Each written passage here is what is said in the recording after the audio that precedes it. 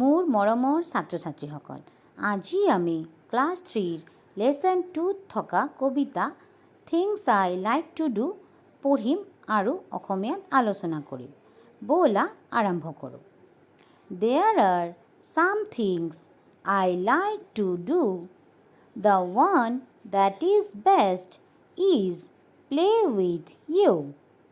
There is nothing more I wish to be than be your friend and sing with glee.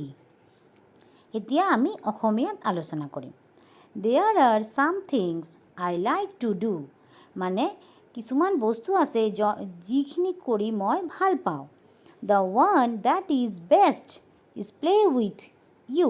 মানে তাৰে মাজত চবতকৈ ভাল হ'ল যে মই তোমাৰ লগত খেলি ভাল পাওঁ। There is nothing more I wish to be. মানে ইয়াতকৈ বেছি আৰু মোক একো নালাগে। Then be your friend and sing with glee.